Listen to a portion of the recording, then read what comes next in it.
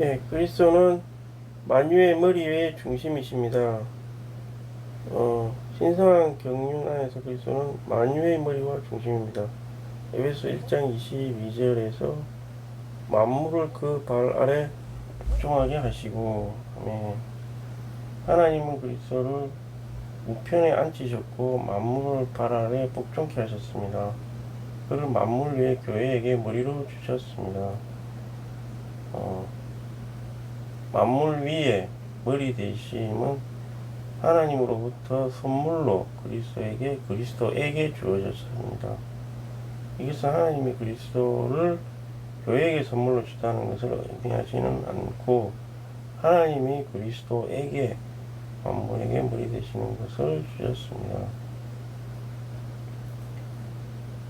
이런 의미에 따르면 큰 선물이 그리스도에게 주어졌고, 더 큰 선물은 만물 위에 머리가 되신 것입니다. 에베소 1장 2절에서 에게라는 구절은 교회와 그리스도의 일치 및 하나를 나타내줍니다. 그리스도는 만물 위에 그분의 몸된 교회에게 머리이십니다.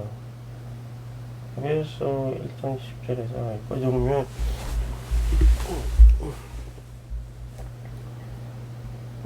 이게 하나님이 그리스도를 보좌 우편에 앉히셨는데, 그냥 앉혔다는 것은 이제 그래서 끝난 게 아니라 그리스도에게 하나님께서 만물의 머리 되신 것, 그런 선물을 그리스도에게 주셨다, 이렇게 이제 계시를 하시는 거잖아요. 만물 위에 머리가 되셨다. 만물 위에, 모든 만물 위에 머리가 되시는. 그럼 이걸 왜 그 머리를 주셨느냐? 근데 지금 현재 그리스도는 인성을 입고 있는 분이 되시는 거잖아요. 근데 그분 위에, 그러면 이제 교회도 인성을 가지고 있고, 나중에 이제 하나님의 영에 의해서 거듭났기 때문에 이분에게 머리 되신 것을 주셨다는 것은 이분을 교회에게 머리가 되게 하실 거기 때문에 교회도 똑같이 한 몸으로서 만물 위에 통치권을 행사할 수 있다, 이렇게 되어버리는 거죠. 여기에서 보면 에게라는 단어는 교회와 그리스도 일치 하나를 나타낸다, 이렇게 되어 있잖아요. 그래서 그리스도하고 교회는 분리돼서 생각을 할 수가 없는 거죠. 그리스도가 머리이시면 만물 위의 머리라고 되면 교회도 만물 위의 머리가 되는 거죠. 통치를 할 수 있다. 이제 결국 이게 창세기에 보면 이 통치권을 주겠다, 너희가 온 땅을 다스리라 하는 것을 이제 교회, 그리스도가 부활하심을 통해서 교회에게 머리가 되심을 통해서 이제 그게 성취가 됐다. 다시 성취가 되신 거죠. 그래서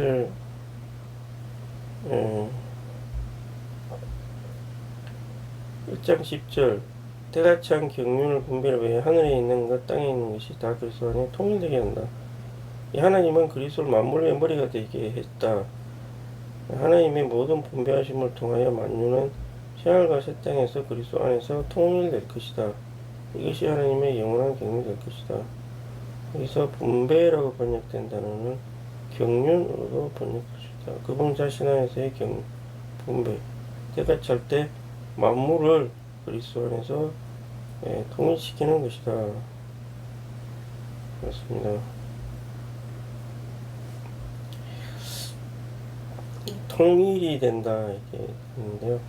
그럼 지금 현재의 만물은 그렇다면 이제 통일이 안 되어 있는 상태가 되겠죠.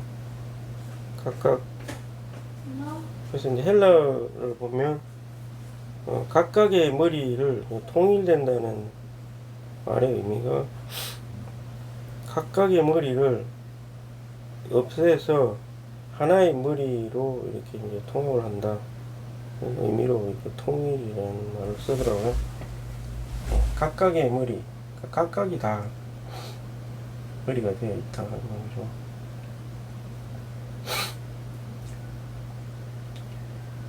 그래서 어, 지금은 통일이 안 되어 있고 각각이 다 머리가 되어 있고 자기가 다 주인이 되어 있고 혼돈과 분열의 시대라는 거예요. 그래서 주님은 온 교회와 머리가 이제 하나가 되는 이런 유기체를 완성하셨고, 이게 이제 온 만물 안에서도 그렇게 이 교회의 통치를 받고 모든 머리가 이 그리스도에게로 가는, 교회도 그리스도를 머리로 삼고 만물도 교회의 머리로 삼는 이런 거를 이제 이런 경륜, 이걸 분배라고 하는데, 경륜과 분배는 같은 단어로 많이 쓴다고 하는데, 이런 거를 이제 이루어 나갈 것이다. 이게 하나님의 뜻인 거죠. 그럼 현재 그러면 나의 삶이 혹은 나의 인생이 이제까지 뭐 그런 건 그렇다 치고 이제 앞으로 가야 할 게 요런 그 안에 이제 들어가야 되는 거. 주님의 머리 대신 아래 들어가야 내 안에 평강이 있고 안식이 있는 삶이 된다는 거죠. 그렇지 않다면 평강과 안식이 없게 되겠죠. 아무래도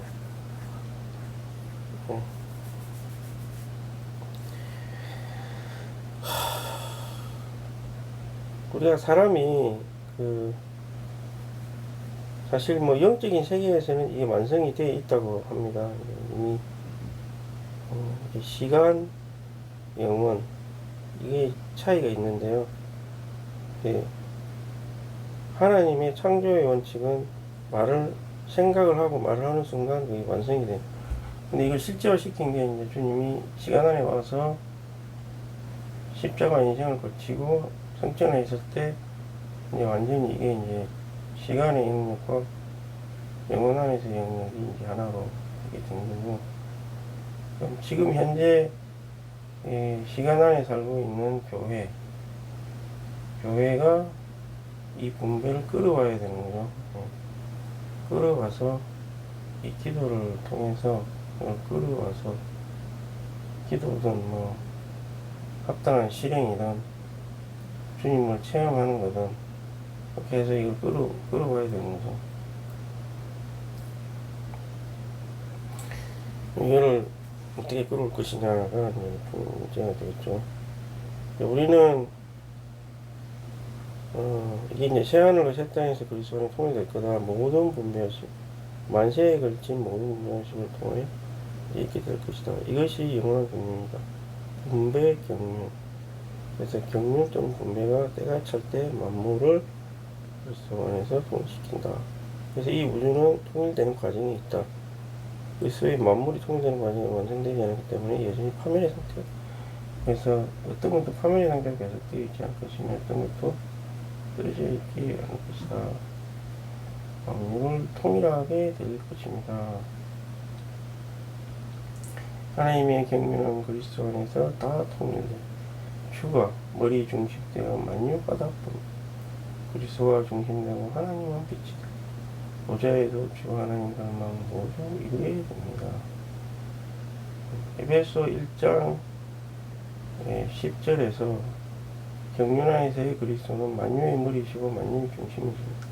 그리스도는 그분 자신 안에서 만유를 통일시키기 위한 중심입니다.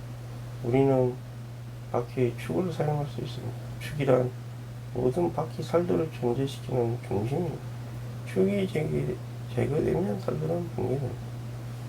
축은 살들을 존재하기 위한 중심입니다. 우리는 만유의 중심이신 그리스도가 만유의 축이라고 말할 수 있다. 그분 안에는 만유가 존재합니다.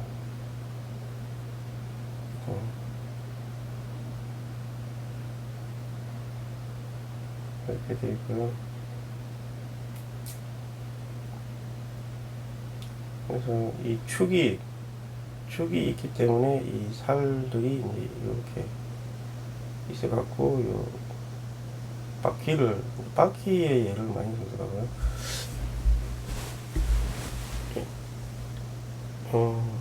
만유의 머리의 중심이시다. 주님의 중심이 돼서 모든 만유들이 이렇게 하나씩 하나씩 이렇게 서 있다 이 말이죠. 이제 그러면 이 교회에 있는 지체들이 주님의 이 머리 되심을 빨리 이렇게 진행을 시켜야 되는 게 이제 복음이라고 그랬었죠. 그래서 교회에서 이 복음을 전하는 걸 되게 중요시 여깁니다. 근데 이제 교회 지체들이 이 복음을 전하는 것을 되게 끌어가고 이거를 이제 생활의 한 부분으로 이제 들어와야 되거든요. 이 복음을 전달한다는 게. 근데 뭐 사람들한테 거짓도 하고 그리고 너무 이렇게 복음 전하는 거를 너무 단순한 것만 이렇게 하다 보니 뭐 그냥 전단지를 나눠준다거나 뭐 어떤 사람 만나서 뭐 맨날 똑같은 인생의 비밀을 전한다든가 이렇게만 하니까 이게 조금 물론 그것도 신실하게 해야 되겠죠. 이제 복음이 이 만물을 통일한 건 뭔 관련이 있냐면 일단 만물이 하나님께로 돌아가기 위해서는 사람이 하나님께 이제 굴복을 해야 되는 거죠. 믿지 않는 사람을 왕국의 영광으로 데려오려면 이들의 머리 위에 있는 사탄과 싸워야 되는 거죠. 사탄과 싸워서 뭔가 이렇게 얘들을 처리를 하는 과정이 이제 필요한 거죠. 복음이라는 게. 그게 만물을, 그리스도께 이제 돌아오게 하는데 첫 번째 사람을 돌아오게. 나머지 뭐 모든 만물 이런 거는 사실 뭐 그냥 나중에 다 돌아오겠죠.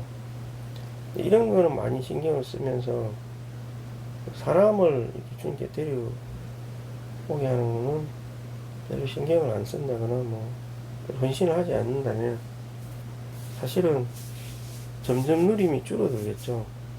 일종의 그 하나님의 통치에 명확하게 반응을 하지 않는 거기 때문에 말하자면 영적으로 성장을 안 하고 있는 거죠. 영적으로 성장을 했다면 마땅히 복음에 대해서 이제 뭔가 느낌을 가져야 되는 거죠. 가져야 되고